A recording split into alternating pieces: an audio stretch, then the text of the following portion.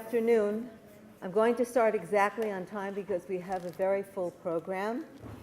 I want to welcome you all to this plenary session marking 70 years of discovery of the Dead Sea Scrolls. The session is sponsored by the Orion Center for the Study of Dead Sea Scrolls and Associated Literature at the Hebrew University. My name is Esther Chazon. I'm director of the Orion Center, and it's my pleasure to invite you to visit the center on the third floor of this building and also our website and online bibliography. It's now 70 years since that Bedouin boy threw the stone into a cave, broke a jar that had 3 scrolls, the first of 940 scrolls that were to be unearthed in 11 caves at Qumran. The lion's share of the Qumran corpus comprises biblical and parabiblical texts, apocrypha, pseudepigrapha, rewritten Bible, and other forms of biblical interpretation. These biblical and parabiblical texts provide an overarching theme for today's lectures. Our first speaker will be Dvorah Dimant. Dvorah Dimant is Professor Emerita of Biblical Studies at the University of Haifa. She has been a visiting professor at the École Pratique in Paris, at the Jewish Theological Seminary, and also in the Institute of Advanced Studies in Göttingen. With Professor Moshe Bar Asher, she founded... In Jerusalem also? Twice. I couldn't fit everything on, otherwise I'd take away your time. With Moshe Bar Asher, she founded the journal Megilot and edited the first 10 volumes. In 1983, Dimant was one of the first Israeli scholars to be invited to join the Dead Sea Scrolls publication team by then editor-in-chief John Strugnell, continuing her work under the new editor-in-chief, Emmanuel Tov. She published the final editions of 2 previously unknown works, the Apocryphal of Jeremiah and Pseudo-Ezekiel. 3 large volumes of her collected articles have been published, as has yet another major project entitled The Dead Sea Scrolls in Scholarly Perspective, History of Research. Professor Dimant will speak on the Dead Sea Scrolls and the Jewish apocryphal literature. I would like to thank you, Esther Chazon, for inviting me. And as all of you know, this is a vast, it's an ocean of a subject, so only some highlights will be included in what I'm going to say.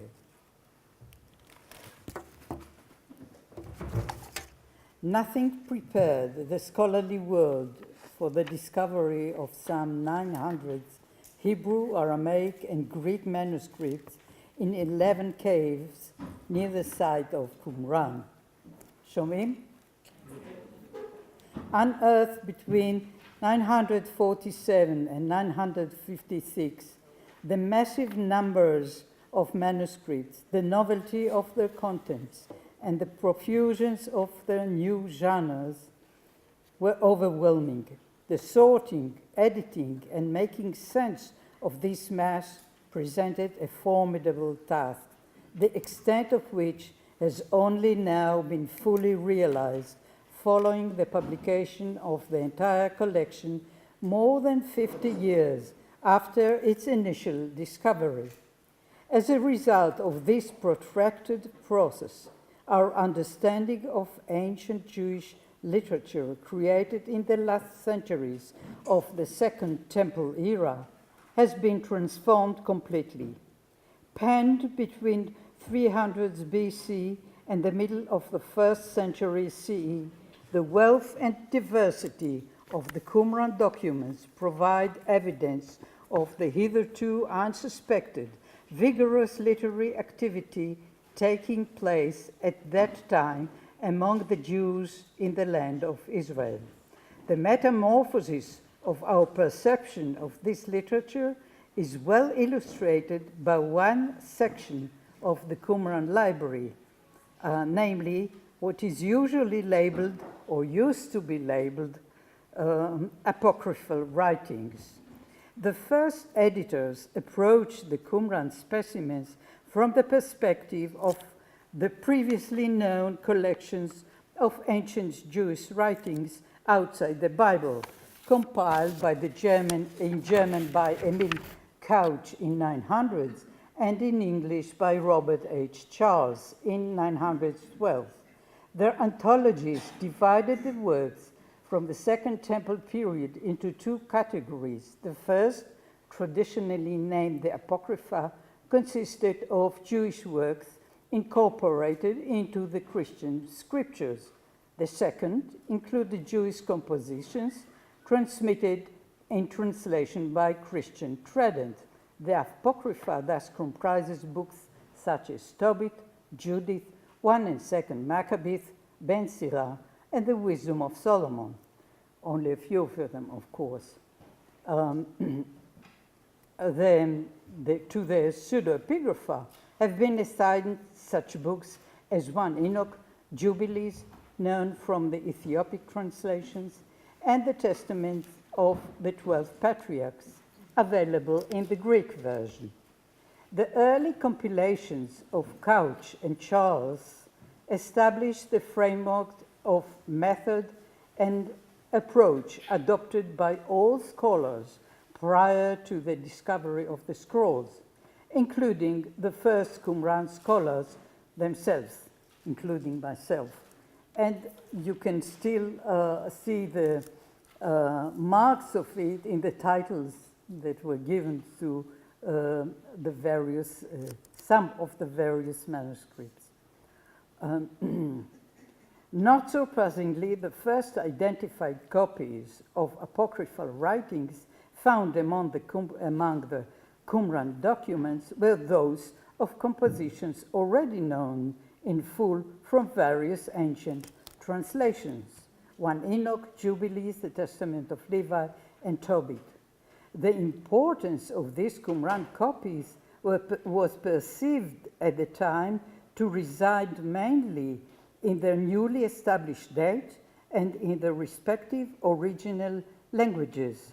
Aramaic for the copies of 1 Enoch, Tobit, and the Testament of Levi, Hebrew for Jubilees. Thus, an early Second Temple date was established for all four works, as was their Jewish provenance, features sometimes debated in previous scholarship.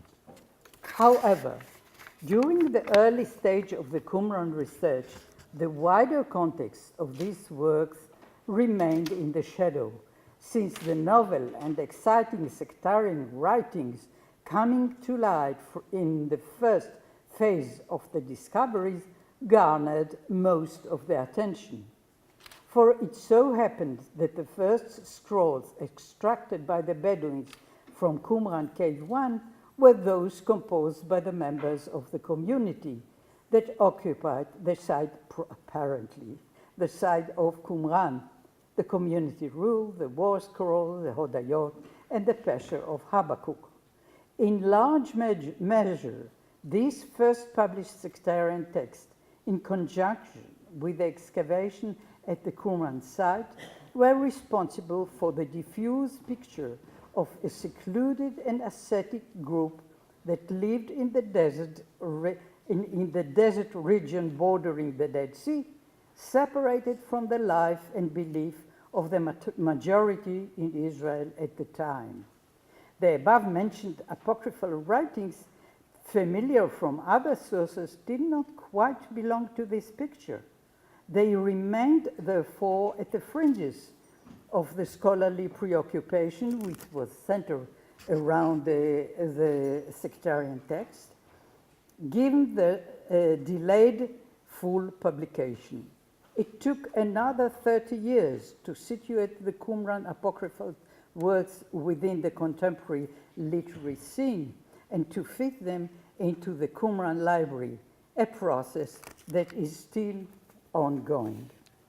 In fact, the real change in the understanding of such writings began to take place when a stream of new unknown Qumran texts began to appear during the 80s and the 90s of the last century. Altogether, fragments of some 110 Hebrew and some 33 Aramaic apocryphal works were recovered from the caves. They provided new context and meaning to the already known compositions. For instance, The Aramaic fragments Milik earlier identified as copies of the Greek Testament of Levi do in fact belong to an independent writing now labeled the Aramaic Levi document, perhaps one of the sources exploited by the Greek Testament. Similar transformations occurred in the understanding of 1 Enoch and Jubilees. Milik has already emphasized that 1 Enoch is actually a compendium of 5 independent works about Enoch, a fact recognized by previous research but now supported by the separate history evinced for each work by the Qumran data. The relationship of the Qumran community to the 1 Enoch anthology became the focus of subsequent research, and some even suggested that the compendium stemmed from a particular branch of Judaism. Whatever the case may be, the significance of the Enochic collection for the understanding of the early apocalyptic literature and as a source of inspiration for the Qumran community is now recognized.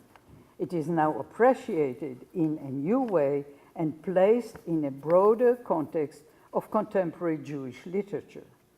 Jubilees, too, has been the focus of renewed scholarly interest as a result of the new horizons opened up following the discoveries at Qumran. Its obvious affinity with the Qumran community and their shared notions, evidenced by the presence of 18 copies of Jubilees in the Sectary Library, have supplied this writing with a previous unsuspected framework and background. But the import of the new apocryphal corpus goes far beyond these details. One of the major insights produced by the Qumran findings consists of the realization that the old categories, Apocrypha and Pseudepigrapha, are ill-suited for elucidating the complex literary reality emerging from these new documents. For writing from both categories were penned around the same time, namely the 3rd and 2nd centuries BCE, and both were read by the sectaries and deposited side by side in the cave. In fact, new modes of categorization have emerged from the ongoing research on this large corpus of non-biblical works. Thus, instead of the old division between Apocrypha and Pseudepigrapha, 2 types of literary traditions have emerged from these upheavals, one in Hebrew, the other in Aramaic. Notably, both lack specific linguistic and ideological markers of sectarian literature.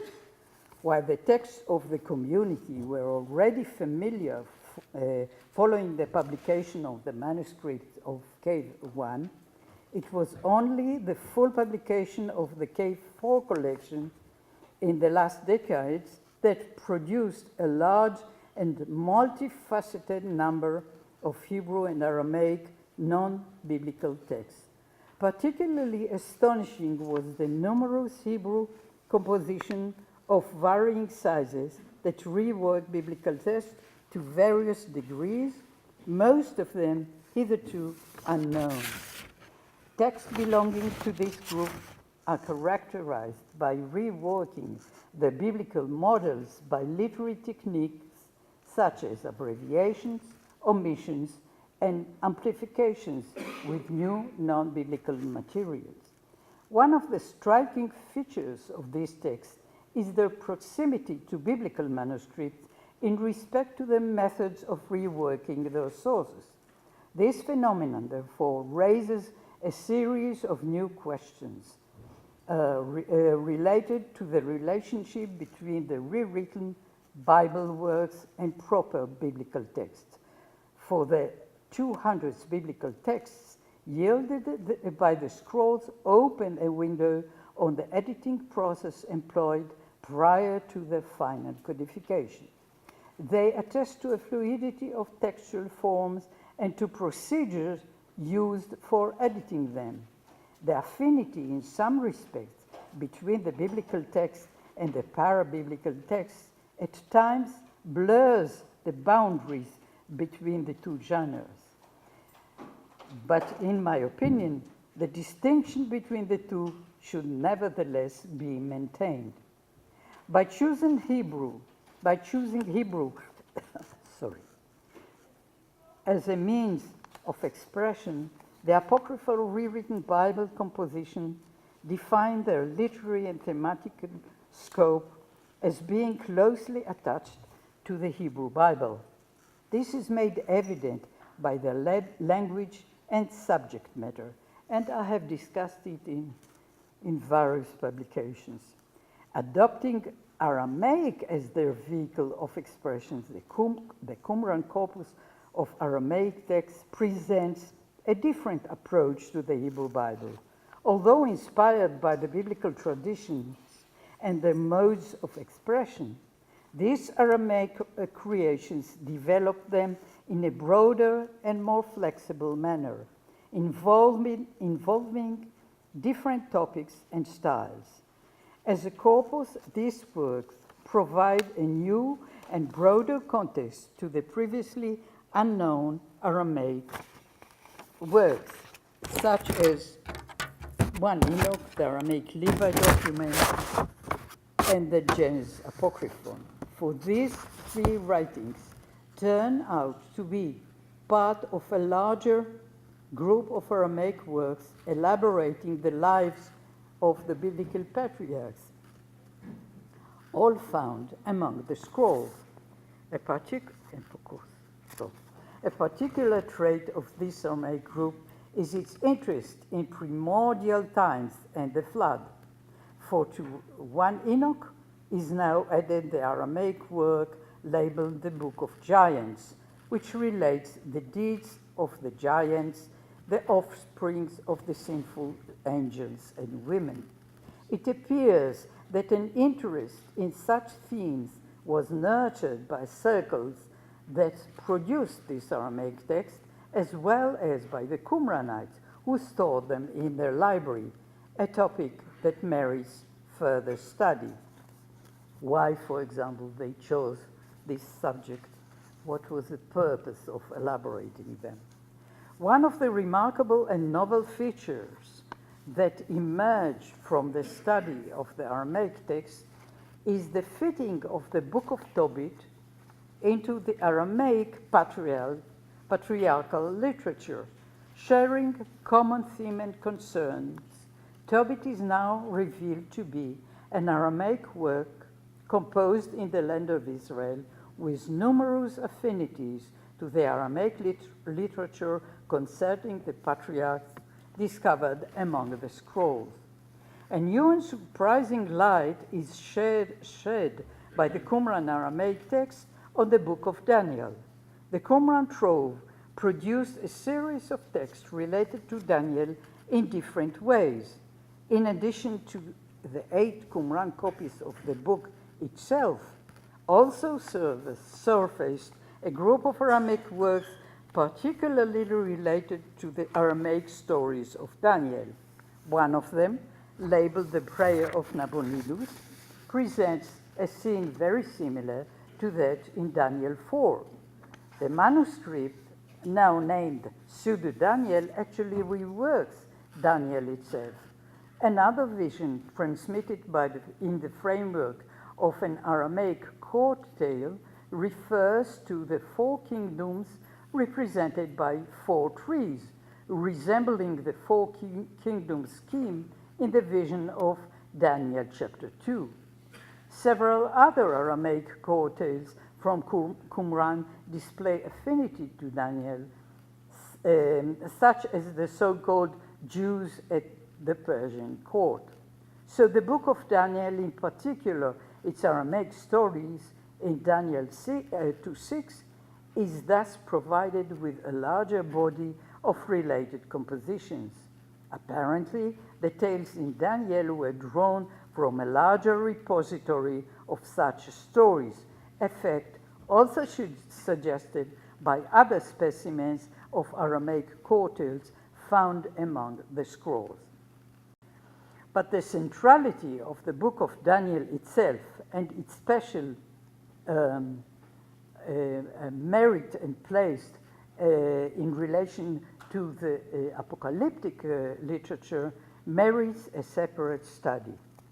Pieces close to the Danielic cycle and other unknown Aramaic court tales also figure among the Qumran scroll and illuminate in a new way the origin and inspiration of the Jewish apocalyptic literature, which contained visions regarding the history and the end of days. Early apocalyptic units are embedded in the compendium itself, namely the Animal Apocalypse and the Apocalypse of Weeks, and are attested by Qumran copies. Other disparate Aramaic fragments from Qumran also contain forecasts and details regarding the distant future, such as the New Jerusalem text, which depicts the future of Jerusalem and the temple. Qumran also yielded historical visions in Hebrew, such as the Apocryphal of Jeremiah 6, which preserves fragments from a review of history, including details about the Second Temple times revealed to the prophet Jeremiah. It appears that the Hebrew and Aramaic traditions converged to create the later apocalyptic literature. The book of Daniel itself presents such a conversion. However, the study of these new apocryphal texts is in its initial stage. The newly discovered corpus, Aramaic corpus, has yet to be investigated fully in relation to the later apocalyptic literature and to the apocalyptic notions embraced by the sectarian literature. When viewed together, the Qumran library displayed a wide spectrum of ancient Jewish composition. Thus, it must have been a property of a group well anchored in the Jewish of the time, in the Judaism of the time, and well versed in its literature. At the conclusion of the publication process of the scrolls and following the initial research stage, it is now clear that the image of an isolated group living on the shores of the Dead Sea should be replaced by that of a major group that was active during the Second Temple era, which probably should be associated or close to the Essenes mentioned by Philo and Josephus. Nevertheless, such centrality and literary riches have not dispelled the mystery surrounding this group, its origin, and its library, thus providing terrain for exploration for many years to come. Thank you.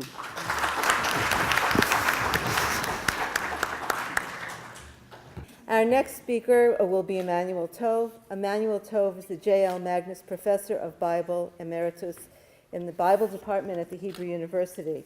He was an editor of the Hebrew University Bible Project for over 25 years and has been an active member of the Orion Center Academic Committee since its inception in 1995. He's been a visiting professor and fellow at many universities around the world, from Harvard to Tokyo and Kyoto.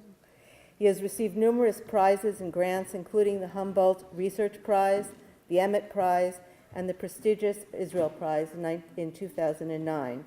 He is a fellow of the British Academy, of the Oxford Center for Hebrew and Jewish Studies, the Israel Academy of Sciences, and this spring was elected to the American Academy of Arts and Sciences.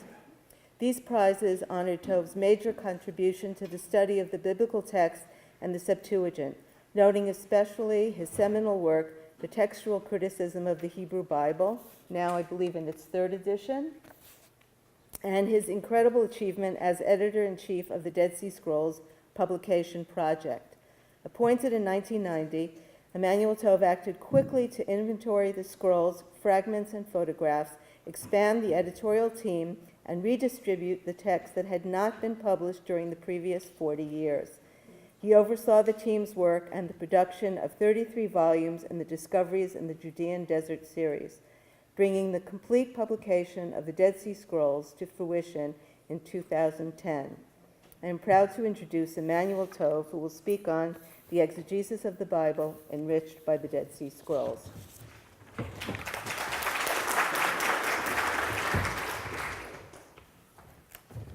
70 years ago, the first scripture scrolls were discovered in Cave 1, and since then they have not ceased to enrich Bible research.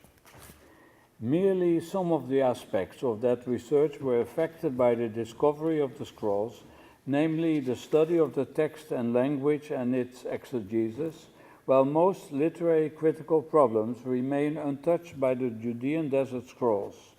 Thus, the scrolls do not touch on the issue of the distinction between Isaiah and Deutero-Isaiah, as they are simply too late to be relevant to the history of the books before the 3rd or 2nd century BCE. We do not know the answers to many questions regarding the identity and origin of the scrolls, but these questions are irrelevant for most issues relating to matters of text, language, and exegesis of small details. In my estimation, some 15% of the scripture texts were copied at Qumran, while the remainder were taken there by the Qumran settlers. The complete corpus reflects a multitude of approaches to the text. In addition to the scripture text, the members of the community also imported a large group of Bible commentaries and rewritten Bible compositions, while they wrote several psharim at Qumran. We are talking about a Qumran corpus that included 242 different scripture texts according to the latest count. This calculation includes tefillin and mezuzot that previously had been excluded from the counting. However, these liturgical texts need to be included because they are as much biblical text as the fragmentary biblical scrolls that are included. We count fragments of 210 to 212 biblical scrolls from Qumran, together with 25 tefillin and 7 mezuzot. As far as we can tell, no attention was paid to the quality or character of the texts when the scrolls were taken to the desert. The textual variety of the Qumran corpus is thus a fact, and we have no choice but to assume that all the different scripture scrolls, including those that were produced at Qumran, were recognized as authoritative. For the Qumran sectarians, authority applied to the content of the book, and differences in detail were disregarded. Let us now try to view the scrolls as exponents of the interpretation process of Scripture and not as witnesses to different texts. Almost all the Qumran texts contain elements of exegesis that may be compared with the medieval Masoretic text, MT, and are then described as variants. Variants are not inferior to MT.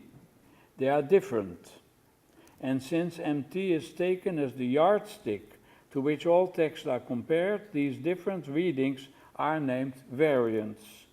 The Qumran scrolls contain differing degrees of discrepancy from MT, reflecting various levels of exegesis. I've devised a graphical system for indicating these variants using experimental color coding. When all the details in a scroll agree with the consonants of MT, the content of the scroll is represented in black in as in the rare case of 4Q Genesis B that you see here. Incidentally, the name of this scroll, copy B of Genesis from cave 4 at Qumran, indicates that this scroll derives from Qumran, but all the signs point to the likelihood that it derives from one of the other Judean desert sites. I distinguish between 4 areas or levels of exegesis, while some variants reflect 2 types of variation simultaneously. The lowest level of exegesis in orthography or spelling is indicated in green. A second level, pertaining to variants in language, is marked in blue. A third level, covering content differences, appears in red. And a fourth level, pertaining to possibly literary differences, is indicated with the color purple. All these colors are marked on the basis of my own subjective analysis. I treated some 35 sample texts in this way, marking elements with different colors. The indication of the variant elements with colors serves as a didactic purpose. The use of colors gives a good idea of the different changes inserted by each scribe, although precision is impossible, since it is sometimes difficult to distinguish between different options. The color coding does not take a position with regard to the priority of orthographic, linguistic, and literary differences, but it does in the case of exegetical variants. All the red elements in a scroll are based on the assumption that the scroll contains content exegesis. In rare cases in which MT contains exegetical elements, I'm using a different system. The scrolls did not develop from a completely black position, indicating no exegesis, to one color, and then to several colors. But if one chooses to present them as having developed in this way, the different types of scrolls can be illustrated well.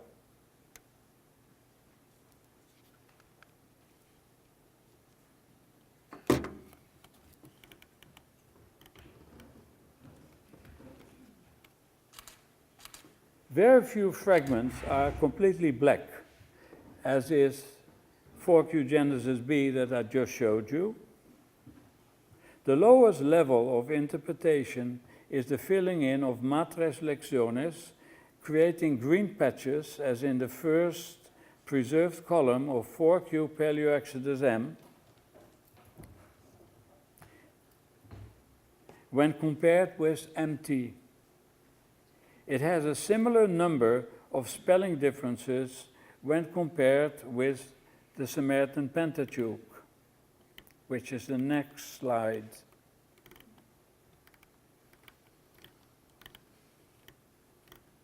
This is the same text, but now compared with the Samaritan Pentateuch SP. So it's the same green.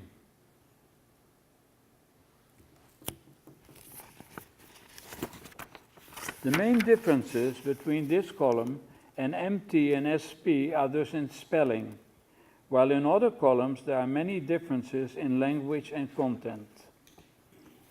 The amount of exegesis in the area of orthography is minimal,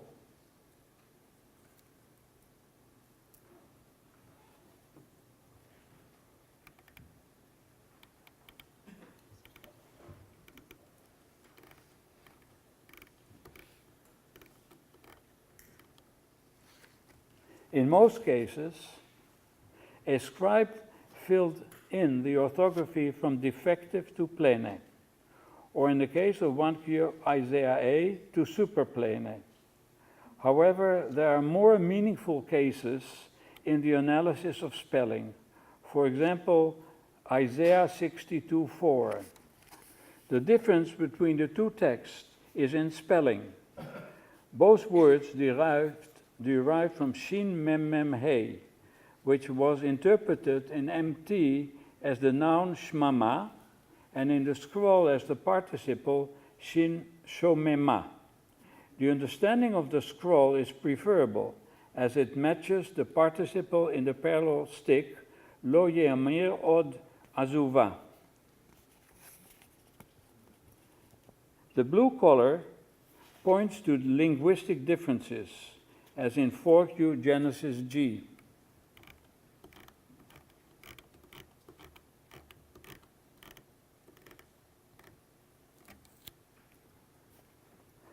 In this scroll, we notice only a few differences from MT, but in other scrolls there are many of this kind. All these are cases of linguistic exegesis that are usually irrelevant to the content.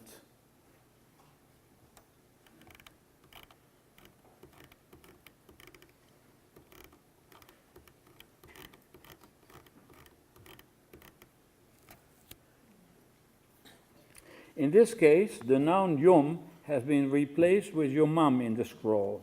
In classical Hebrew, yomam serves as an adverb, by day.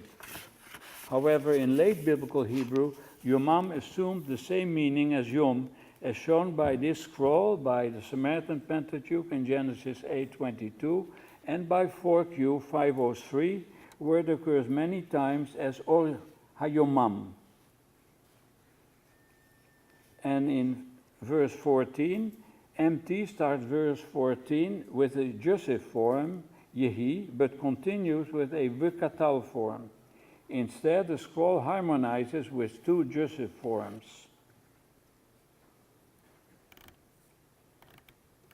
The Isaiah scroll has more instances of linguistic exegesis. I show here some examples of linguistic exegesis in the first 8 verses.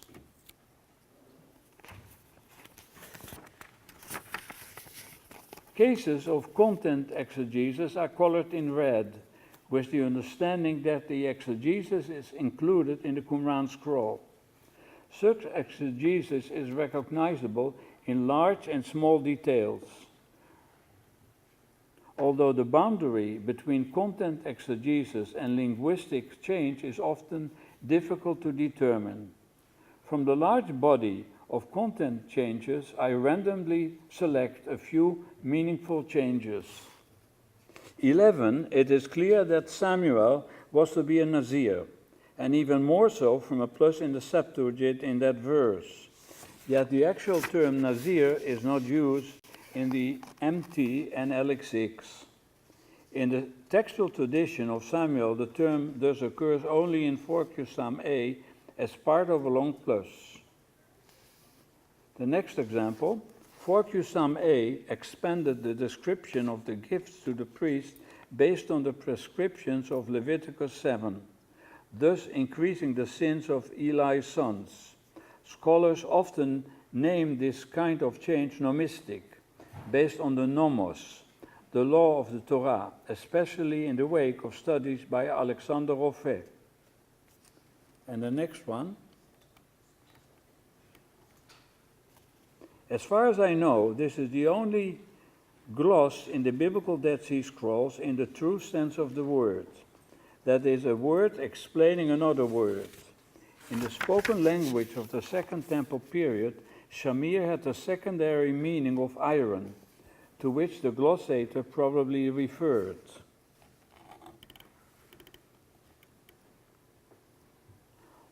The harmonizing addition in the scroll was influenced by Isaiah 59:3. Elements that differ from MT at the literary level are indicated with the color purple.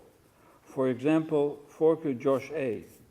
This scroll adds an unknown segment in lines 2-3, indicated as verse X of chapter 5 in the official edition. But it could also be claimed that the beginning passages are presented in a different sequence. Its various features, each of which is explained differently, may point to literary features of that scroll that differ from MT. But how should the data be presented? Seemingly, the fragment presents us with a different sequence of chapters 8 and 5, thus Ulrich. However, I think that a segment from chapter 8 was inserted in chapters 4 and 5. Perhaps I should color only the added element in purple. Perhaps I should color most of this column in purple. It seems to me that the fragment presents the running text of chapter 5, into which the reading of the Torah in Joshua 8:35 was interwoven by 4Q Josh A. The purpose of the change in the context of crossing the Jordan was to stress the similarity between Moses and Joshua. The importance of the color coding in the Dead Sea Scrolls fragments is didactic. In this way, we can form a judgment on the nature of each and every scroll, and not on the presumed development of the scrolls. Obviously, I often change my mind about the color coding because such is the nature of the evaluation of ancient sources.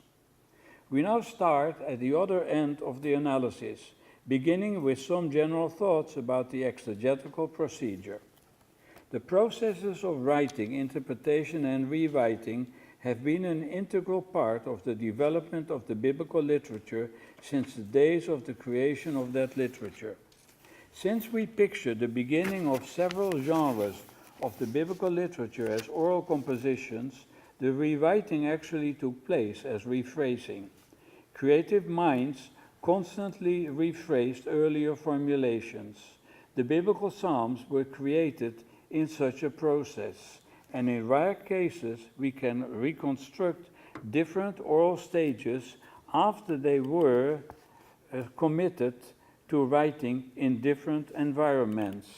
2 Samuel 22 and Psalm 18 within NT reflect the same psalm that was committed to writing in two different environments.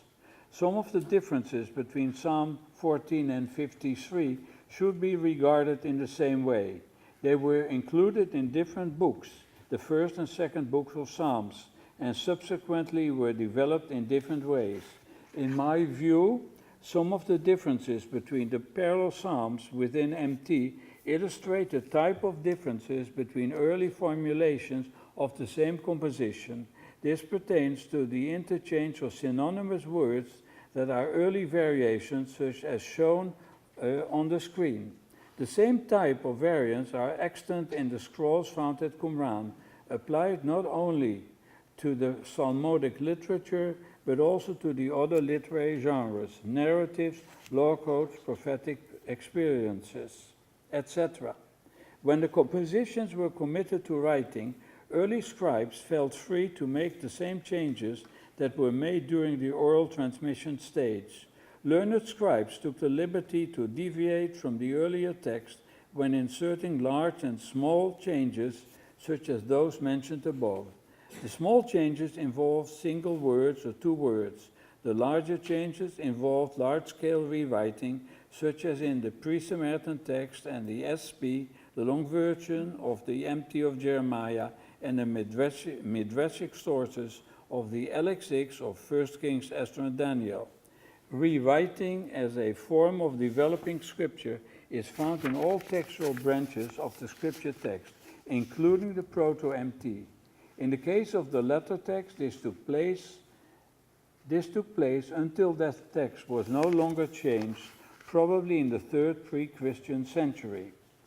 We now provide a few examples of large-scale exegesis in the Qumran scrolls.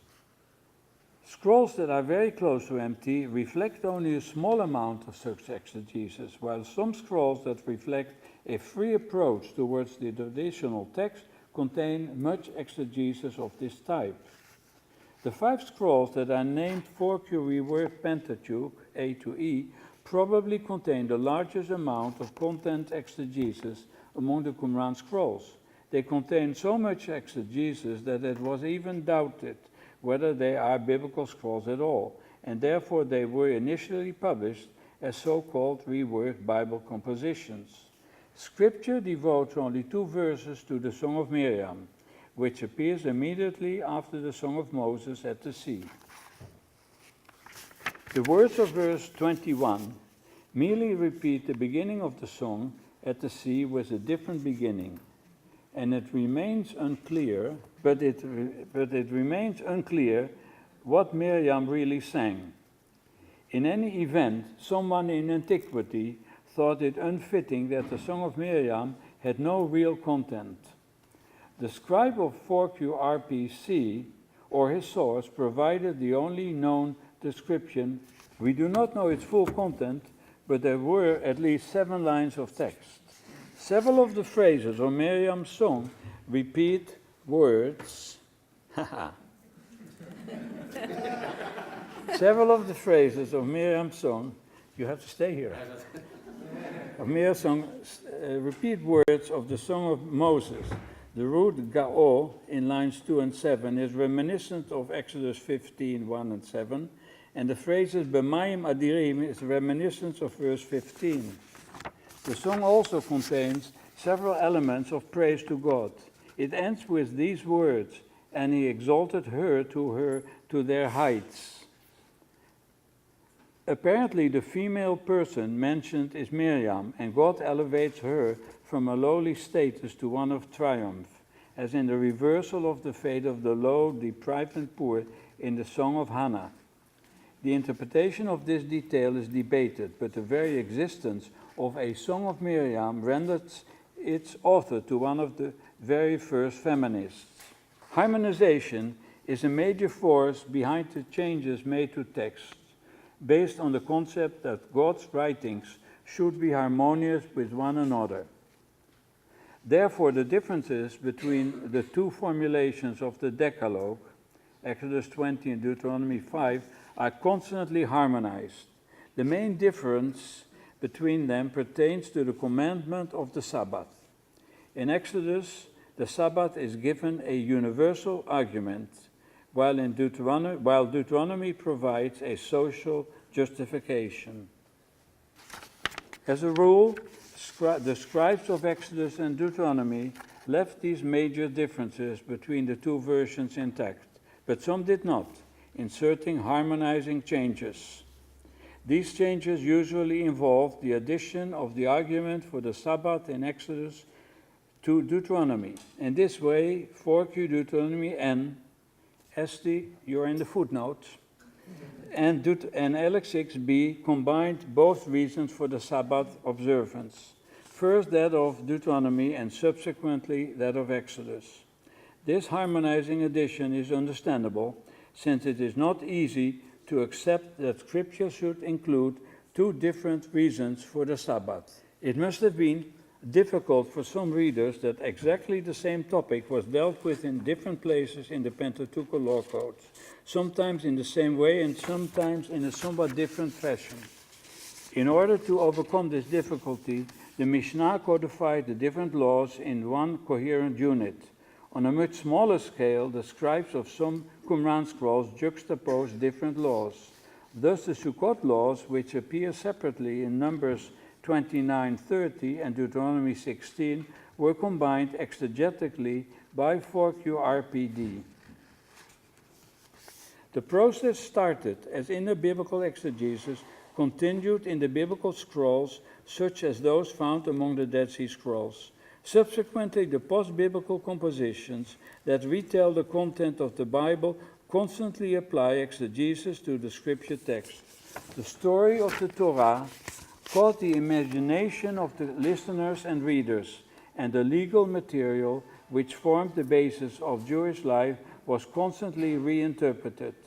When the scripture collection was conceived of as one unit, readers and scribes also paid attention to incongruities among the various books. Major clusters of exegesis are thus contained in such compositions as Jubilee, Pseudo-Philo, the Temple Scroll, and 4Q 252. All types of exegetical traditions display the richness of the exegetical activity. They illustrate the freedom that scribes and authors took in expanding and changing the biblical text. The biblical text was sacred, but this sacrosanct status did not prevent its continuous development. On the contrary, it was the impetus for its ongoing development as a very central and popular text. In conclusion, in this brief paper, I've described how the scrolls enriched our understanding of the transmission and exegesis of the Bible.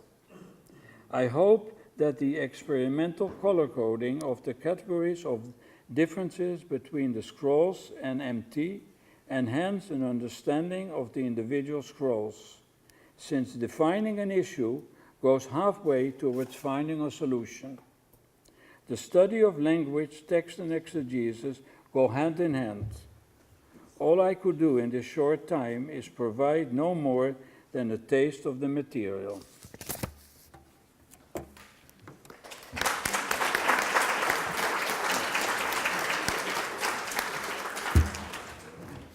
Thank you. We do have 5 minutes for questions. Emmanuel, I'll let you take them. So thank you for your paper. I guess my question for you, it's an ongoing conversation for us, but earlier in the paper, you said that the variants or the elements are themselves scriptural, and elsewhere in your paper, you talk about these variants as interpretive. And then at the very end, you talked about the variants, even with more extreme examples like jubilees, right, as being part of an interpretive or vital part of the history of the development of Scripture. So I guess my real question is that earlier formulation where you talked about elements or variants as themselves scriptural. Well, this, of course, is one of the major questions, and maybe Michael in his paper will also return to it. Where does the definition of scripture end and that of reworked scripture begin? But for me, it's clear that, so what do I call scripture? If I tell you that all those manuscripts that were found in Qumran and that we all call Bible, that's scripture, then you would say, well, what do you call Bible?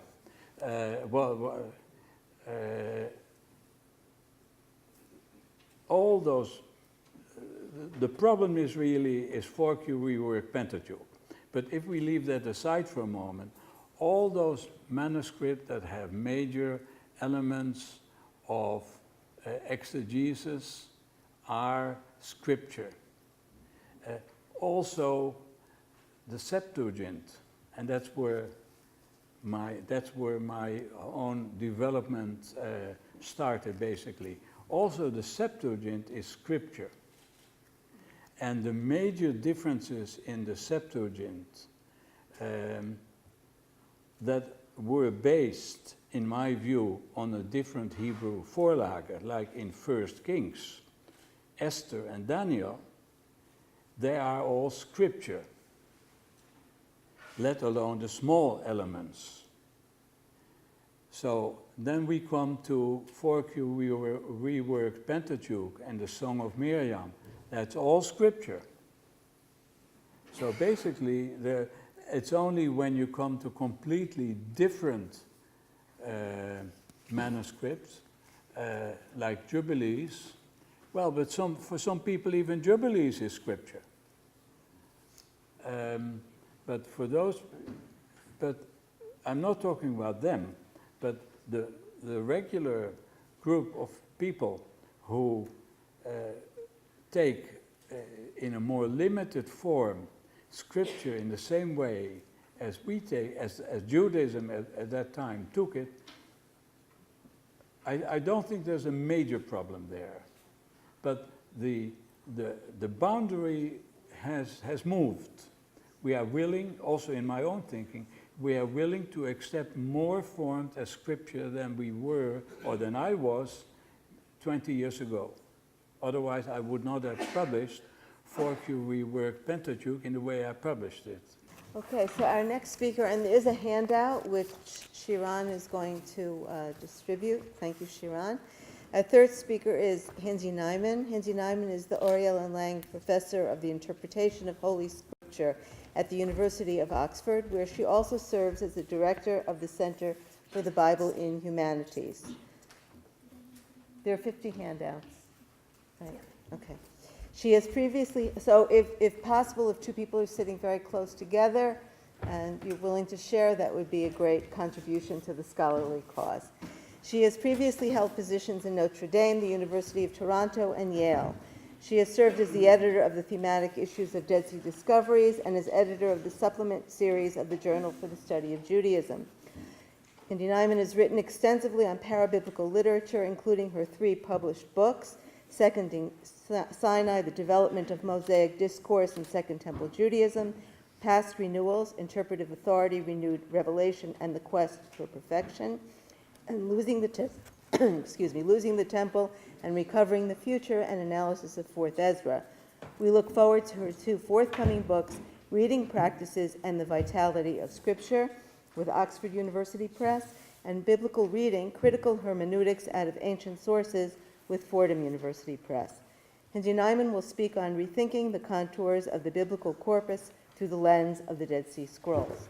Thank you to Esther Chazon, and also for the opportunity to speak on this panel. It's hard to capture the extent and the depth of the ways in which biblical studies has been transformed by the discovery of the scrolls. On the one hand, this talk reports on the ways in which, across the last 70 years, Mikra has been transformed as a result of the Dead Sea Scrolls. But this brief presentation also offers new directions that further this transformation and methodological innovation through some of my own recent work and the work of colleagues in the field of Hebrew Bible and Second Temple Judaism.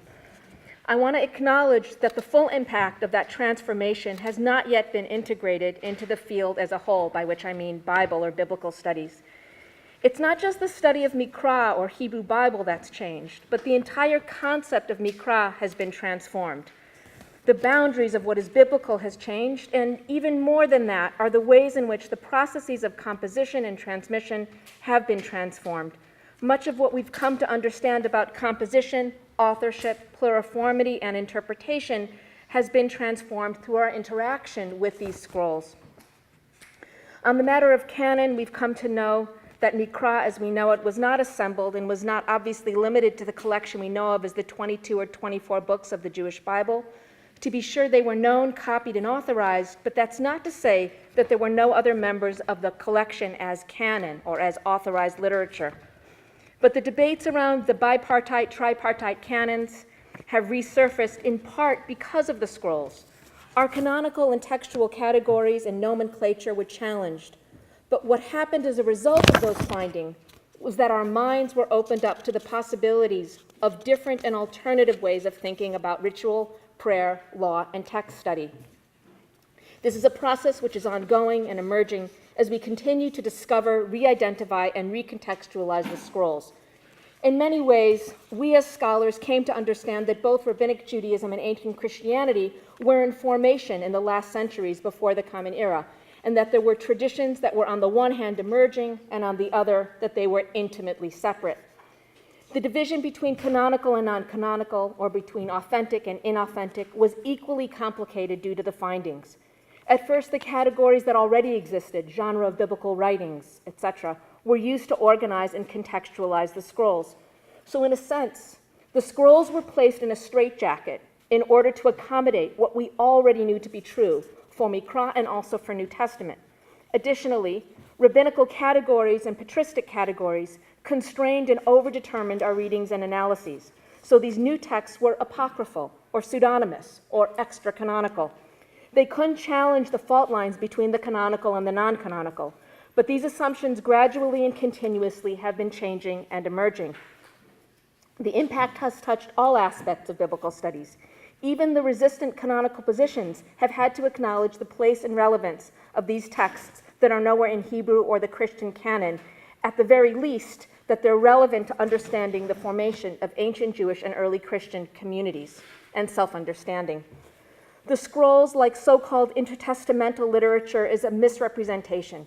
These findings, which reflect some of our earliest records of thinking about law, or maybe I mean by that scrolls sectarianism, or the sectarian scrolls, like so-called intertestamental literature, is a misrepresentation. These findings, which reflect some of our earliest records of thinking about law, exegesis, and practices of prayer and communal ritual of the material, should just be understood as part of biblical culture and thinking. The Hebrew Bible never ends, but it is an ongoing process of production. Moreover, they have come increasingly to have a voice in text-critical debates about pluriformity and identity of particular textual traditions and books. I'm using this dichotomy. Jan Jostens recently used it to talk about identity as text with pluriformity that Emmanuel Tov just spoke to. In addition to the reshaping of how we conceive of what is in and outside of the Hebrew Bible, it's also the way in which we've come to understand the place of interpretation in the canon as a whole. Here I want to differentiate important innovations into biblical studies as a whole, and I want to explore some of my own recent innovations in conversations with others that I think further the point that biblical studies is transforming before our very eyes. First, to highlight the place of early biblical interpretation, and I have to acknowledge the presence of Jim Kugel, who I think has done more than anyone to help us understand Parshanut Hakdumah really even as a field now. At first, much of this was avoided, and biblical studies continued to insist upon canonical strictures that were only complicated with the introduction of Midrash Halacha and Midrash Agadah. The project of commentary was understood only to be late and subsequent to the formation and fixity of the Jewish canon of Scripture. The scrolls demonstrated, and here I don't only mean Pesher in this case, but the scrolls demonstrated that there was a great deal of early interpretation, from Targum to Pesher, from rewritten Pentateuch to entirely new compositions that reused and implemented biblical traditions. However, this aspect of the findings went much further as it came to impact upon the biblical texts themselves. The place of interpretation within the biblical canon became far more integrated and central to the work of scholars.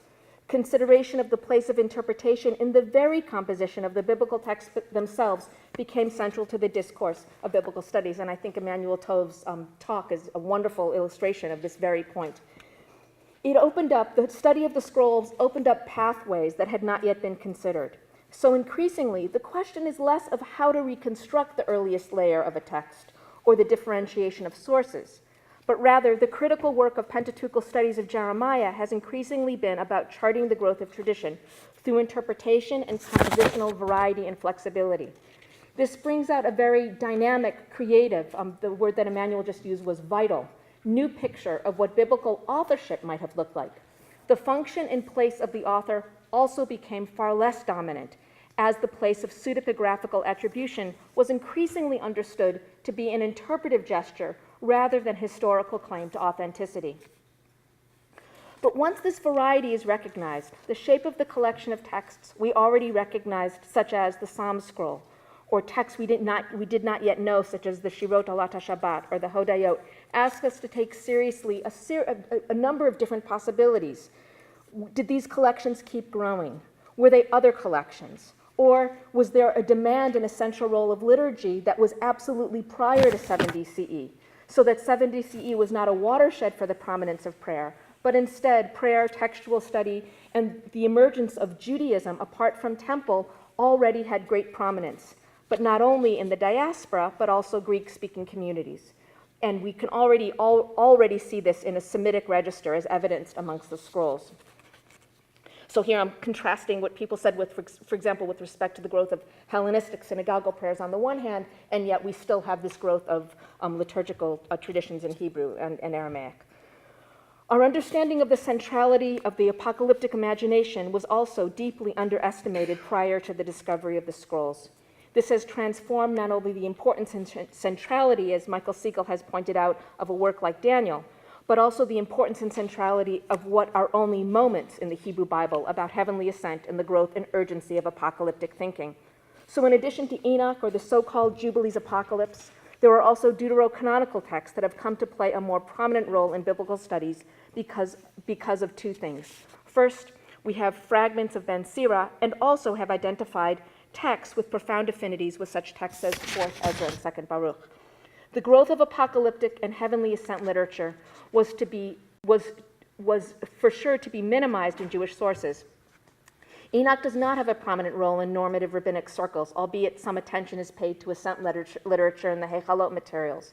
Overall, the scrolls have invigorated interest in texts such as Jubilees or the so-called Isaiah Apocalypse as a way of understanding Judaism in the Hellenistic or Second Temple period. But it is actually far more complicated.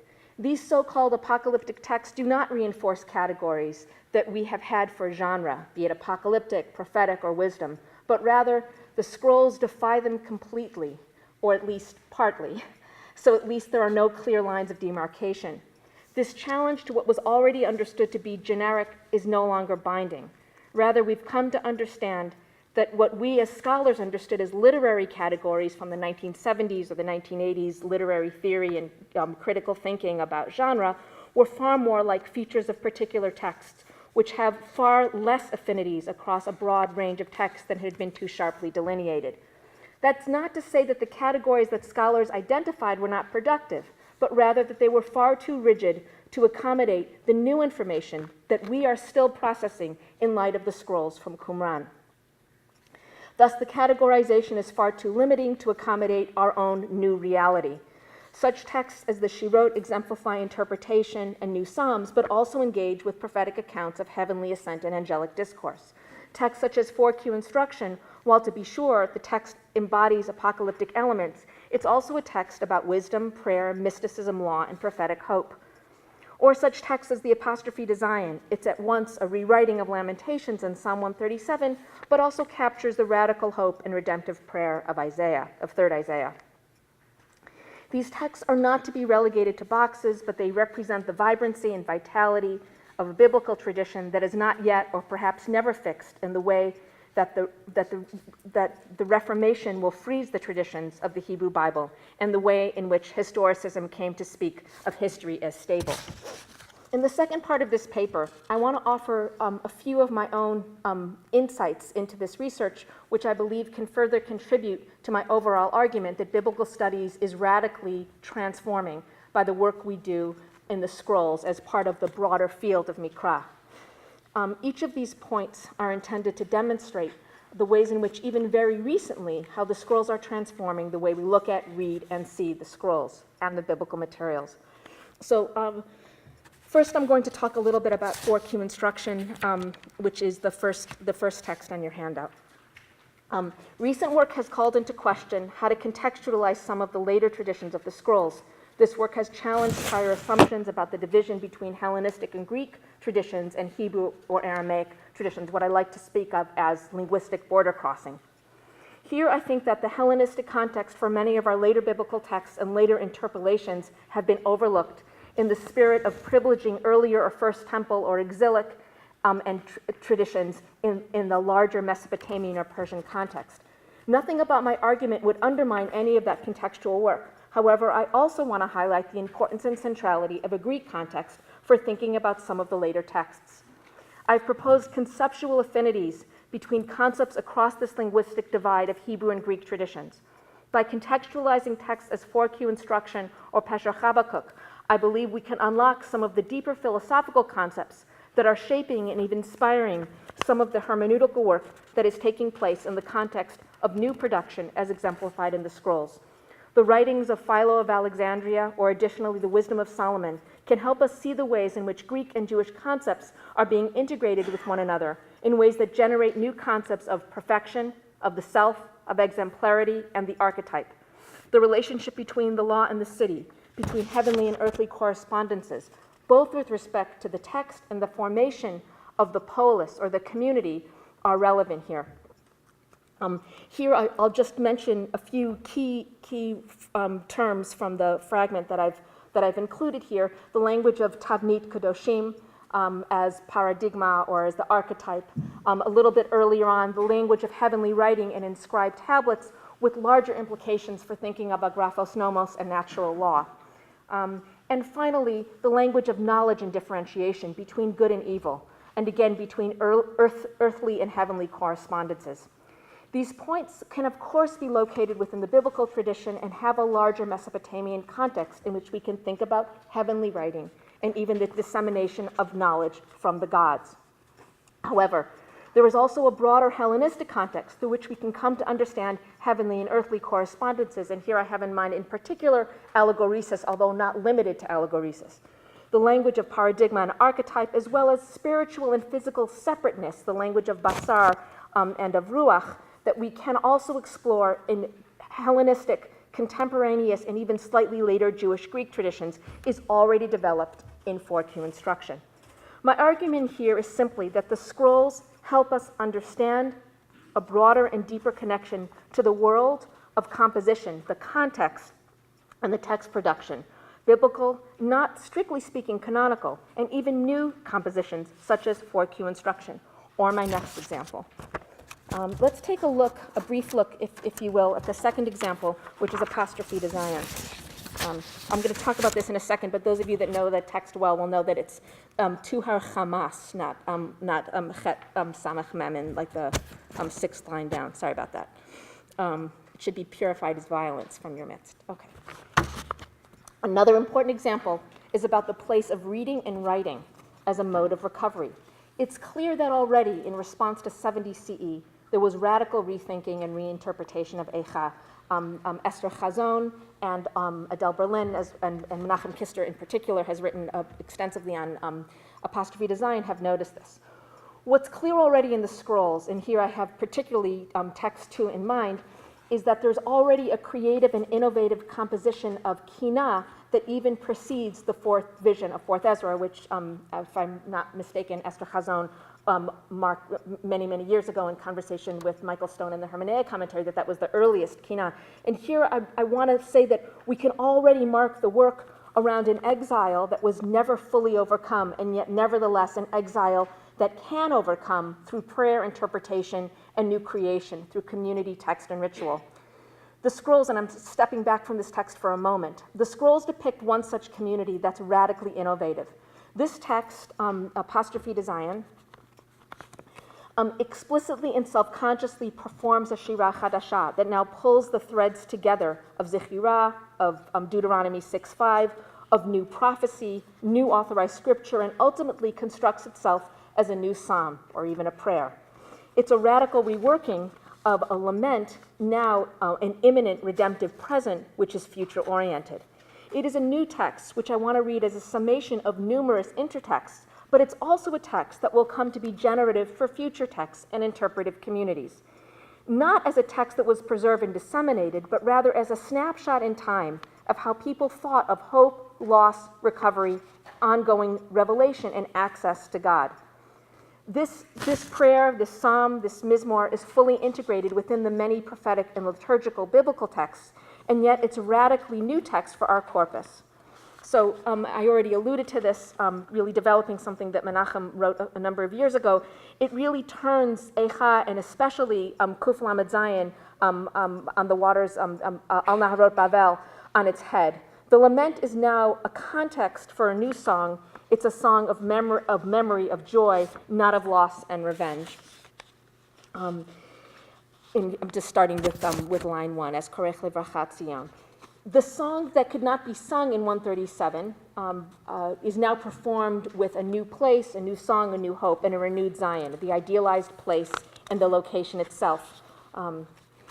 This renewed tefillah, and here I mentioned in two different points in this mizmor, Deuteronomy 6:5 is explicitly invoked, both the language of B'chol Modi and later on in the psalm B'chol Levavi, but also the language more generally at the end of letting myself or my soul rejoice in the kavod. Finally, there's a sense of renewed and recovered prophecy after the description at the very end of K'chi Chazon and also the language of the Chalamot Nevi'im. Ongoing production of new psalms renders the profane authenticated in the context of new psalms within this psalms collection. It's also significant that this very psalm will have an important afterlife, not only in deuterocanonical works such as 4th Ezra, but I would also argue in Kinot, where Zion will continue to be addressed directly in the context of redemptive prayer, in the context of rewriting scripture. Here, I'm going to just quickly refer to two more examples, and then I'll offer some concluding remarks. I also want to mention what I would want to call a radical rewriting of Avram's giving up of Sarai to Paro. The Genesis Apocryphon reworks the Genesis narrative in order to apologetically justify Avram's behavior. as though it's already a revealed prophecy in a dream that Avram must deliver to Sarai, to Paro, in order to escape which would otherwise be an inevitable death. And here I'm on the next example in your handout from the Genesis Apocryphal.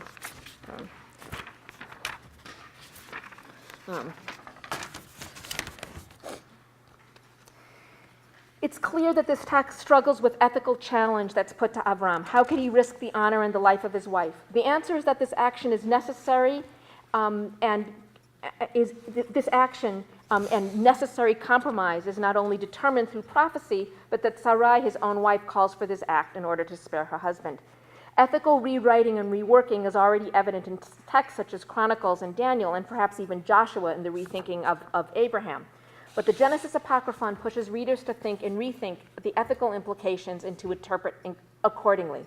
It's also important to highlight here that I would want to contextualize this apologetic rewriting of Abram's ethical choice in the larger context of the idealization of the hero in the Hellenistic context. And here I'm not only thinking about catalogs of heroes like Ben Sira and elsewhere, but I'm also thinking about Plutarch's Moralia. Finally, and I'm going to apocophate my discussion of the she wrote, but the place of prayer that's transformative for its own community through efficacy and through the members of that community and their own self-sacrifice through a kind of what I want to call virtual martyrdom. The songs of the Sabbath sacrifice call for the individual in prayer as kadoshim, as we also saw in 4Q instruction, to give themselves up as though it's the sacrifice of the lips and the tongue in prayer.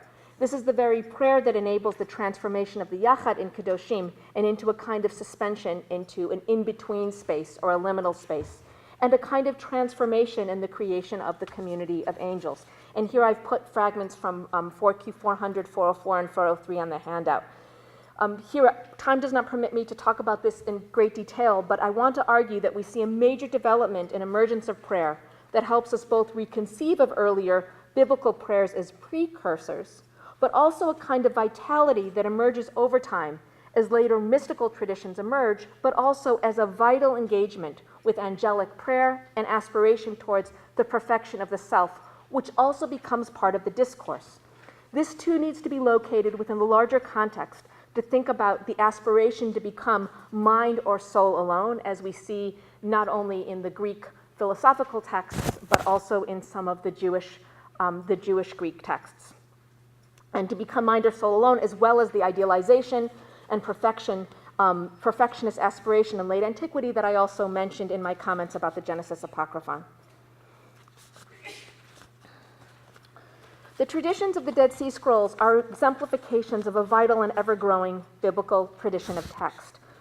The scrolls need to be studied in their own right, but they belong and need to interrogate, complicate, and problematize what we know of or thought we knew of as the Hebrew Bible.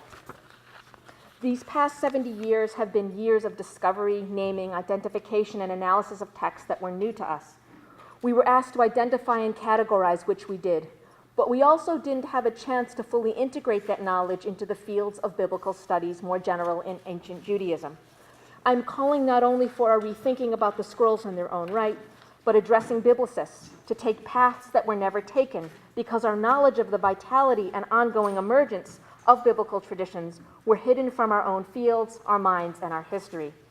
This is the time to unroll, reveal, recover lost knowledge and insight into the making of biblical texts and their own dynamism across and in time. The essential point here is that the discovery of the scrolls have redefined the biblical corpus as we know it. The place of the scrolls in the larger field of biblical studies is at this point under-acknowledged, but this is changing. One can no longer think of biblical studies without attention to the Dead Sea Scrolls, but the argument of the paper is more than that. It has and will continue to transform the lens through which we consider and evaluate the Hebrew Bible overall. I think we continue to need to rethink corpus, genre, canon, vitality of Scripture within Scripture and beyond Scripture, and the historical context for understanding the production of the scrolls and the late biblical texts, as well as the editing of earlier biblical texts, the place of Hellenistic thinking in the late Second Temple biblical and extra-biblical texts, the radical and transformative ways in which reading, actualizing, and interpreting the texts occurred. And finally, I'd like us to continue to rethink the openness of canon well beyond the Second Temple period. There are ongoing reopenings of fixity and textuality. The religious and intellectual swords of the 18th and 19th century should not dominate our own thinking now about the vibrancy and dynamic creativity across ongoing reading practices from the earliest stages of the history of ancient Judaism, early Christianity, Greco-Roman traditions, and beyond. The Hellenistic period was a time of tremendous transformation, crystallization, and destabilization. The scrolls have forever rewritten our past, and now it's time for us to embrace that transformation and integrate the new findings into our ancient and old story. Thank you.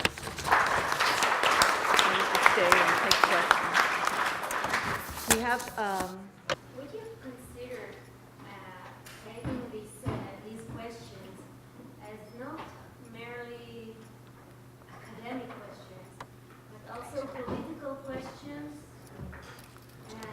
of like a canon of which society or which society gains the power to determine what is the Bible? Thank you, Eshval. That's a great question. A long time ago, when I was talking about Philo, not with respect to canon, but with respect to the growth and transformation of interpretation, with an eye also to Septuagint, I borrowed a term from Alistair McIntyre of interpretive community. And I think that that's a very, very important point, and that interpretive community continues to change over time, or even there might be differentiation in contemporaneous periods. Moshe Bernstein. Thank you very much, Hindy. And this is sort of a partly tongue-in-cheek question and partly serious. You use the word biblical. Now, that, I know when I use the word biblical, sometimes I catch all kinds of flack for it, depending on particular days and so on. But more seriously, when you're looking at this, you're talking about a broad corpus of religious literature, I use that word for the moment, produced by a group or groups, and to start talking about it using the term biblical really loads the dice in a certain way. Maybe we need a broader word than scripturally, even, to be able to talk about a range of literature, some of which becomes canonical, some of which becomes deuterocanonical, some of it never gets to being canonical, but it's functioning in the same large environment in a kind of push-pull way with and against each other. And I'm just wondering, how you would sort of react to that kind of suggestion. So I celebrate it. I think that at the end of the day, however, we have to be comprehensible, and we have to be able to communicate to our audience what text we're actually talking about. And here I mean not only within a Mikra department where you might be able to get really creative, but I'm thinking about Jewish studies, and I'm also thinking about the humanities more broadly. So I mean, we've debated terms like rewritten Bible. You've debated terms like Targum. I mean, there are many, many ways in which we want to complicate, problematize, and even redefine terms. I think what I tried to do in this paper were use normative terms, normative to this location, like Mikra and Hebrew Bible or Jewish Bible. I didn't use the term Old Testament, which would be natural in another environment. But so that we know what we're talking about, we can then begin to rethink it or to transform it. But ultimately, at the end of the day, the people that find their way into our field and develop it as students, as scholars, come to it from the standpoint of canon. And I think I want to acknowledge that. I'm very happy to hear that answer. okay. And then there's always the scare quotes.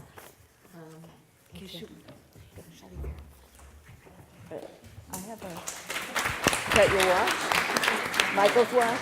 Okay. I'm going to introduce Michael Sigal, and then I would like the audience to tell me whether we should leave the audience lights on or off, because he does have a PowerPoint.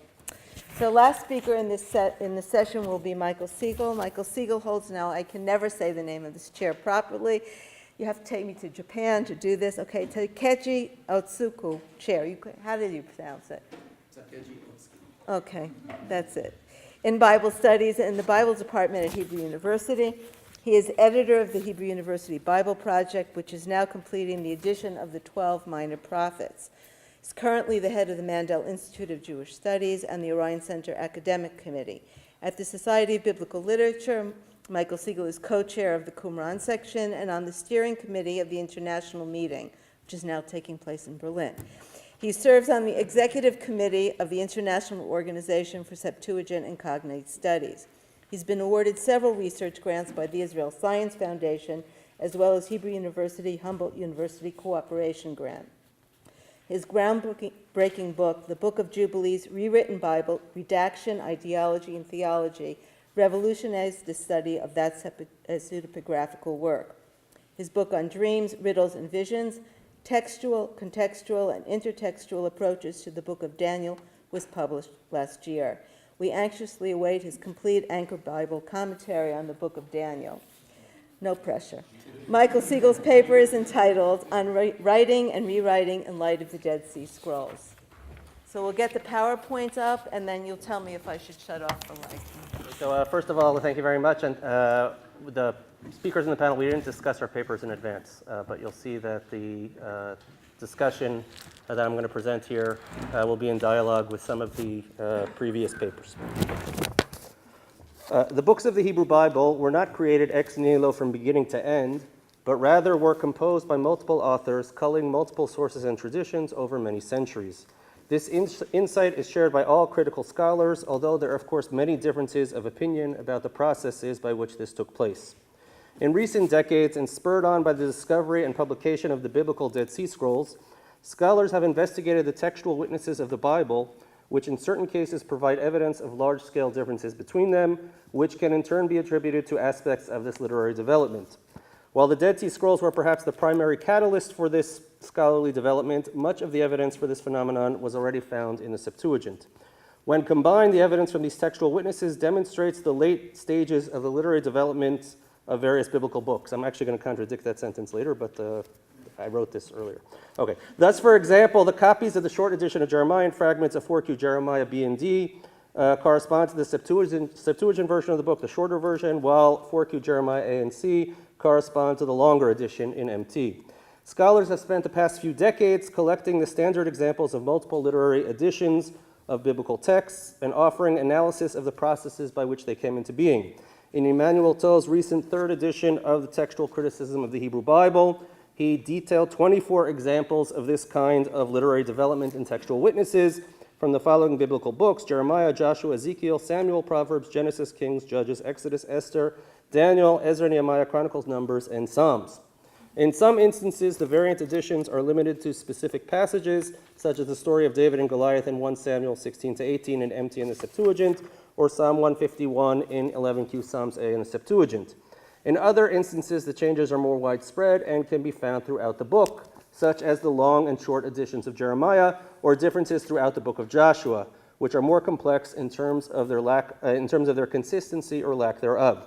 Some of the examples adduced by Tov and other scholars seem to be less convincing to me in terms of their classification as alternate literary editions. Thus, for example, the version of Judges 6 preserved in 4Q Judges A, which lacks verses 7 to 10, is almost certainly earlier than other witnesses such as MT and Septuagint. However, the difference is more likely the result of a local scribal expansion and not due to a larger editorial process. Similar cases such as Chronicles and Numbers in MT and Septuagint are debatable. In fairness to Tov, who's sitting right here, he has marked all three of these cases with a question mark, indicating that it is in fact uncertain whether the differences between the textual witnesses are of sufficient significance to refer to them as alternate literary editions. Other scholars use the term even more broadly for additional biblical passages and or books, such as individual books of the 12 prophets. Most of these examples are more likely the result of common local scribal interventions or the products of translators and not Hebrew tradents, and should therefore not be defined as alternate literary editions.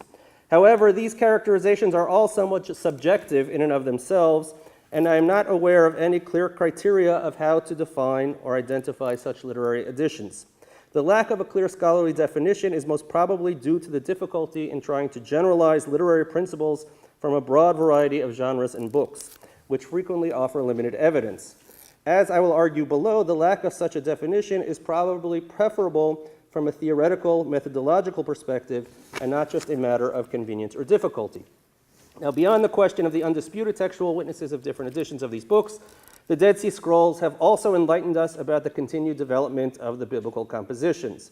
Works that we generally refer to as rewritten Bible exhibit some of the same literary developments vis-a-vis their sources, whatever these sources may be, and I'll get to that soon, that are found between the textual witnesses themselves. Now, over a decade ago, I wrote an article entitled Between Bible and Rewritten Bible, and this was based on a seminar of the Orion Center when I was a doctoral student, which was later published, in which I tried to delineate clear criteria for distinguishing between large-scale differences attested in textual witnesses and those in texts that are generally referred to as rewritten Bible.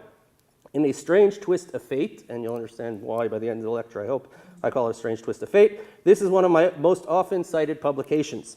However, what I've come to realize and to discuss in a number of recent publications, and what I would like to emphasize in this lecture today, is that it is extremely difficult to differentiate between the two processes, and that instead of offering clearly defined criteria for distinguishing between them, we should instead be emphasizing the dynamic continuity of their development from one to the next. The biblical and parabiblical, and by the end of this lecture I won't be using biblical and parabiblical anymore, Dead Sea Scrolls allow us to trace these processes through multiple stages from what we generally refer to as the final stages of literary development of biblical books and continuing into further iterations of these processes. Now let me give some interrelated examples to demonstrate to what I am referring, and here I want to emphasize all of these examples I've written about in the past, so I'm not sure if it's better if you know them or don't know them, but I'm going to review them and try to synthesize them with an eye towards the broader implications of these various studies. The first two involve scrolls that were already mentioned by Emmanuel Tov, published by Tov and White under the title Reworked Pentateuch, 158 and 364, 367. Allegro originally published 158 and DJD 5 under the title Biblical Paraphrase Genesis Exodus. They adopted this title to refer to manuscripts that, their opinion, were not Pentateuchal or biblical, but rather were beyond this category. They were therefore included in DJ 13, one of 4 volumes devoted to parabiblical texts. Furthermore, they suggested that all 5 manuscripts reflect the same composition or edition. Now, a long time ago, in my MA thesis under the direction of Emmanuel Tov, and in a few articles based upon the thesis, I suggested that some or all of these scrolls should not be viewed as parabiblical texts, but rather as biblical texts, scribally expanded editions of the Pentateuch itself, and this should less be labeled as 4Q Pentateuch. Furthermore, I argue that they do not reflect the same version of a single composition, but rather multiple versions of the Pentateuch. Now, I will return momentarily to the significance of the few minor overlaps between these scrolls. Since then, this group of texts has been studied by many scholars of textual criticism, some of whom, or many of whom, including the original editors, have accepted the suggestion applying the category Bible or Pentateuch to the group of scrolls, or some of the scrolls, and also questioning whether these all reflect the same composition. As can be demonstrated where evidence has been preserved, these scrolls clearly rely on a pre-Samaritan version of the Pentateuch. This was actually one of the arguments for a common composition put forth by Tov and White, but this fact does not bear the weight of the accompanying argument. This version of the Torah demonstrates certain clearly secondary characteristics, often I claim erroneously called harmonistic tendencies, in which passages from one passage in the Pentateuch are copied and pasted into another. Now, this version was apparently not uncommon in the late Second Temple period, and many compositions use it as their textual base text. The textual dependence of the RP or P scrolls, not P as priestly, but P as Pentateuch, on the pre-Samaritan version can be easily demonstrated by such examples as 4Q 158, fragments 6 to 8, which reflect the Sinai pericope of Exodus 20, according to the Samaritan Pentateuch combination of Exodus 20, Deuteronomy 5, and 18. A further example is found in 4Q 364, fragment 4b to e, column 2, which preserves an addition following Genesis 30 to 36, that's what's down over here from line 21 and on, in which an angel appears to Jacob in a dream. This addition, based upon the formulation of Genesis 31, 11 to 13, is found word for word in the Samaritan Pentateuch and is characteristic of the additions in this version. For the latter, 4Q RPB, or 4Q PB, 4Q Reworked Pentateuch, 4Q Pentateuch, or let's say 4Q 364, we can summarize its relationship and direction of dependence on the pre-Samaritan version of the Torah as follows. Right? We're going to have a lot of arrows coming up in this part of the lecture. You have the pre-Samaritan Pentateuch and 4Q364 is dependent on the Pre-Samaritan Pentateuch. But as just noted above, the Pre-Samaritan version itself contains very clearly secondary readings, and if we peel them away, then we are left with a version that is similar to Proto-MT texts of the Pentateuch, at least in its general contours.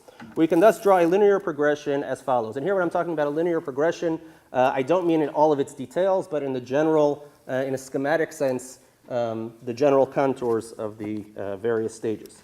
Now, no one doubts that the first two stages, Proto-MT and Pre-SP, are different versions of the Pentateuchal text, and we can perhaps refer to them as different editions, although many would probably object to using that term. As I noted, other scholars, and I am included among them, contend that 4Q364 is a further iteration of the Pentateuchal text. However, the process does not stop there, since we can suggest that two additional compositions are dependent upon and further expand 4Q364. As already noted above, Tove and White observed that 4Q158, currently known as 4Q-RPA, shares a common basis with 4Q364, since they both appear to preserve a secondary expansion in Genesis 32:30, in which the Hebrew phrase "Vayivarech oto sham," which appears here in the beginning of line 7, which means in its original context, and he took leave of him or he said goodbye, was reinterpreted to mean that the mysterious man with whom Jacob wrestled offered an actual blessing, and that's what we have in lines 7 to 10, and the addition of a blessing to the text. Therefore, a scribe chose to add a blessing based upon standard blessing terminology found elsewhere in the Bible. Now, in 4Q364, fragment 5b, lines 11 to 13, we have only a hint of this addition, since the text breaks off after the word vayomer, which opens the addition, but it is almost certain that they share this expansion, even though it is no longer preserved in 4Q364. While the editor stopped at this point, assuming that this indicated that the two texts were identical, I tried to demonstrate that 4Q158 goes far beyond 4Q364 in its exegetical agenda, reflecting a multitude of interpretive strategies. If so, we can add another stage in the process of literary development reflecting this further process. So we have Proto-MT to Pre-SP to 4Q364 to 4Q158. Each stage here reflects further literary development, and the most significant aspect of development in each of these stages is their exegetical function. These compositions or witnesses demonstrate that text and interpretation, or writing and rewriting, go hand in hand, with interpretation as the primary catalyst for literary development. The intertwining of text and interpretation is precisely what leads to the dynamic processes described above. Text necessitates interpretation, which is then solved by generating new text. This new text also demands interpretation, and the process repeats itself in an infinite loop unless there is a specific reason for it to be terminated. Now, in another study, I analyzed a different passage in 4Q364, fragment 3, column 2, which contains an additional 6 lines. This is lines 1 to 6 in fragment 3, column 2 of 4Q364, describing the events surrounding Jacob's departure to the house of Lavan. Now, without rehashing the arguments from that study, I suggested that here, too, in this fragment, one can identify the exegetical background of this additional passage, and moreover, and here's the important point, that this scroll served as the source for the parallel passage in Jubilees 27, verses 13 to 18. And here the crucial word that you have, Tireh b'shalom, and here you have the word in Gez is over and over, b'shalom, b'shalom, and becomes the word that is the most important word in the passage. Now, this Jubilees passage, while based upon the text of 4Q364, further rewrites that version, once again motivated by exegetical concerns. And if so, we now can make the diagram even more complex. Proto-MT to Pre-SP to 4Q364, which then diverges in different directions. Here, too, one can make the argument that any formal line between biblical and parabiblical does not make sense in the context, certainly of 364, since it served as a source that was subsequently written by other compositions. But the picture, I claim, is even more complex, since similar arguments for development can be made with reference to other related compositions to the ones we have here.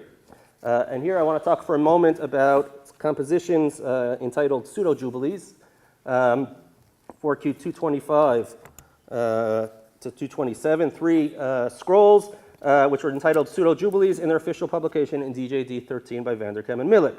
Now, the title itself is problematic as it was most certainly intended to convey that these scrolls rewrite Jubilees, and not that they are somehow a misattributed version of the book.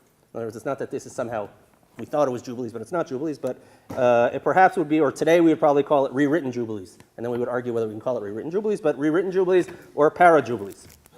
As noted by many scholars, 4Q 225 and 226 overlap with each other. Is this what I want? No, okay. And probably reflect a slightly different version of the same composition that rewrote the Jubilees version of the Akedah story from Genesis 22. And of particular significance here in this regard is the presence of the evil angels of Mastema. In Jubilees you have Mastema in the singular, and in 4Q 225 you have Sarah Mastema here above, but down below you have additional Malachei HaMastema, angels of Mastema.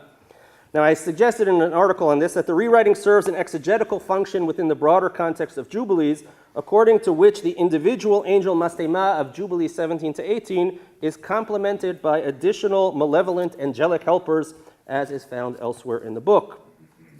The rewriting once again serves an exegetical function in order to harmonize the varying heavenly cosmological schemes found in different parts of Jubilees.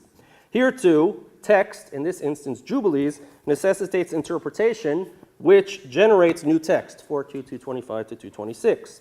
Now turning to the third scroll, 4Q 227, this is a short biographical description of Enoch, parallel to Jubilees 4, and these parallels have been noted before by scholars.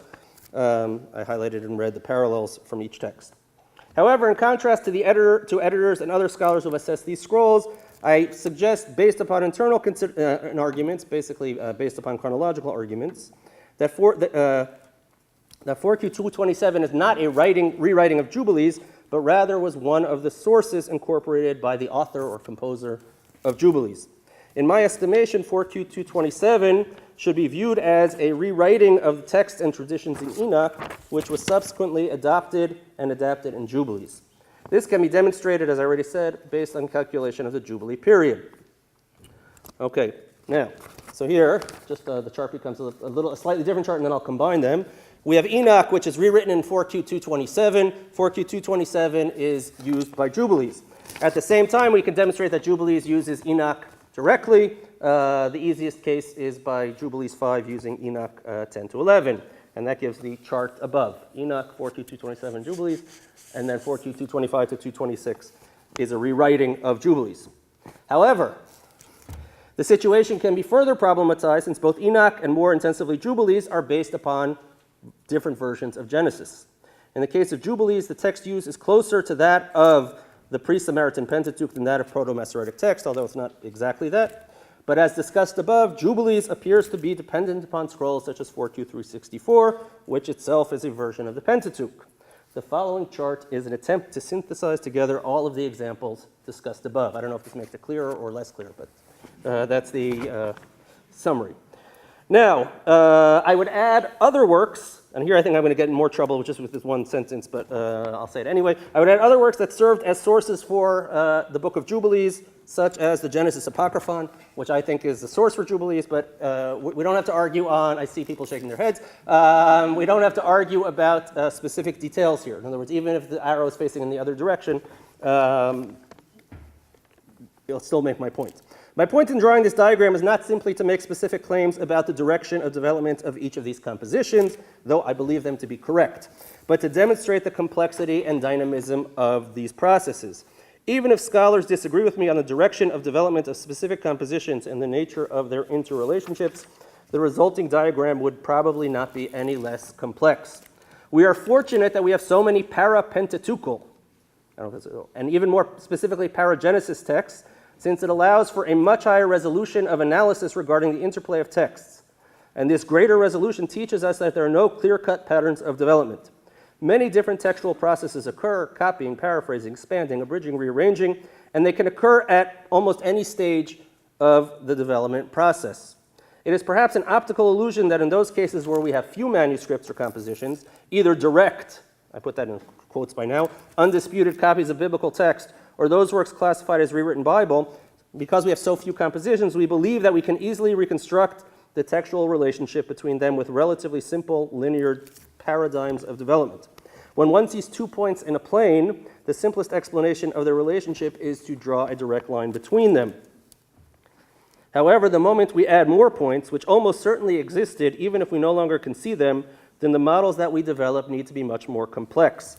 Not only are they more complex, but if they develop through a multi-stage process, then the paradigms that we are willing to consider need to be much more gradual.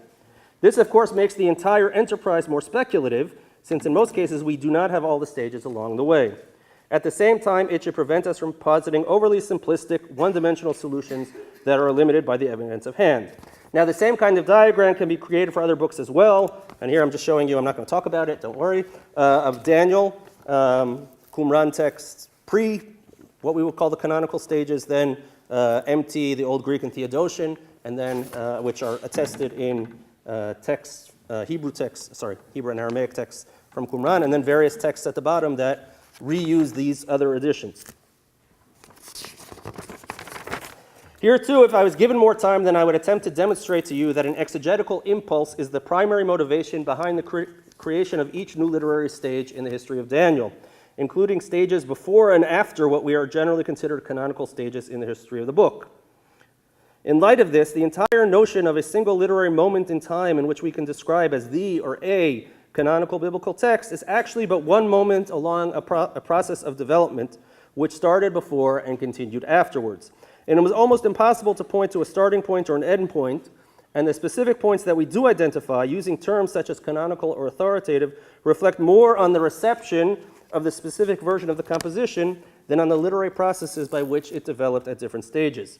This observation is not intended to detract from the literary quality and contribution of the biblical books in their primary versions, but to note that they are reflections of specific moments, albeit highly significant ones over a long process.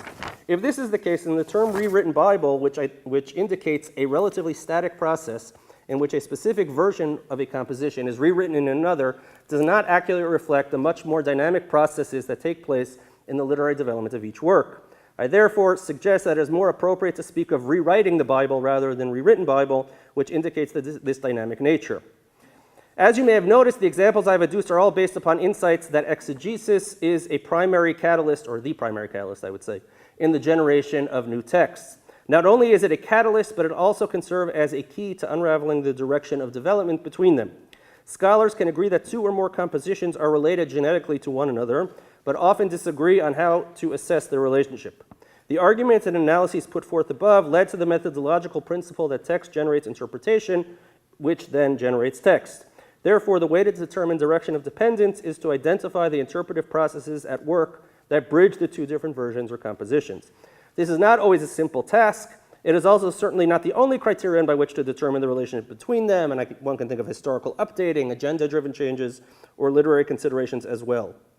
However, I suggest that the interpretive project ultimately goes to the heart of literary creativity and transmission of the Hebrew Bible in antiquity, driving it forward in a process that is both gradual and dynamic, and frequently in unpredictable ways. The investigation of the history of the biblical text is therefore also an important chapter in the history of early biblical interpretation and vice versa. They are inherently intertwined and mutually enriching. Thank you.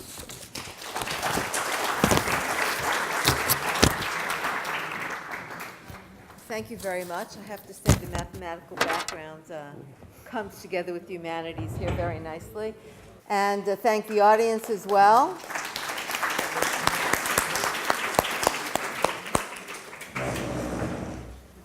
Have a lovely evening.